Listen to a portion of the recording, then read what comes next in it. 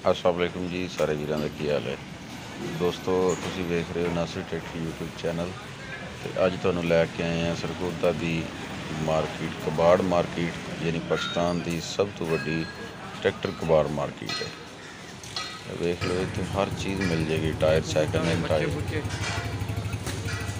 पूरी मार्केट का विजिट करावांगे तुहानूं। वेख लो गड्डियां दे इंजन ने, कारां दे, जीपां दे, बाकी टायर वेख लो न्यू टायर ने, मोटरसाइकिल कार दे, सैकंड हैंड टायर ने,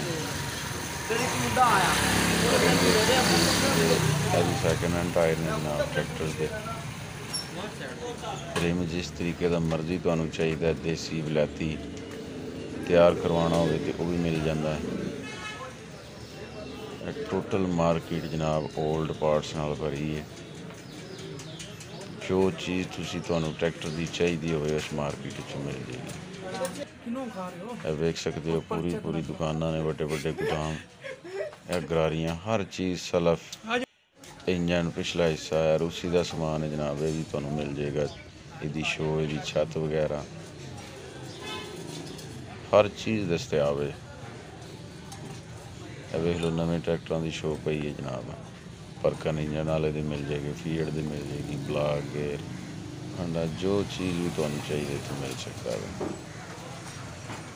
मेरा कैमरा तुहानूं विखा रहा, काफ़ी वड्डी मार्केट है जनाब। ट्रैक्टर 2003 मॉडल 260 देख लो, बहुत अच्छी कंडीशन दे विच, परकन इंजन वाला। शो मरगाड़ है, तुहानूं नवे मिल जाएंगे, पुराने सीटां देख सकते हो, पुराने पीरियड का समान भी इत्थे मिल जाएगा तुहानूं। शो मरगाड़ लाइटां हर चीज़ मिल जाएगी तुहानूं।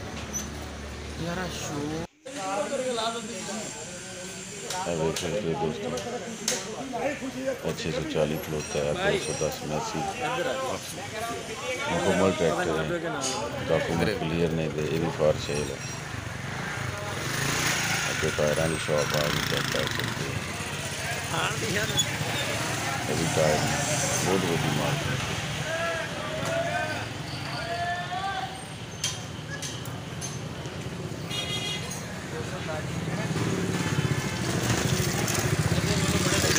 न्यू ट्रैक्टर का समान भी मिल जाएगा, न्यू समान साइकिल भी मिल जाएगा, खास करके फोर्ड का टोटल समान मिल सकता है।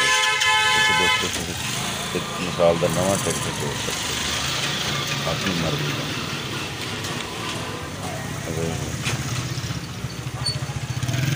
जो चीज़ मुरम्मत करानी है वो भी बहुत अच्छे तरीके नाल, मैसी का नक्का शक्का टुट जाता, अक्सर ब्लॉक खराब हो जाता, ब्लॉक टुट जाता, वो मुरम्मत हो जाएगी।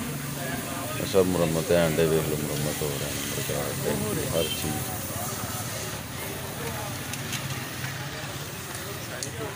कैमरा तुहानूं दोस्तों, वीडियो तुहानूं अच्छी लगे लाइक और शेयर करना, चैनल सब्सक्राइब करना। मिलने नेक्स्ट वीडियो। अल्लाह हाफ़िज़।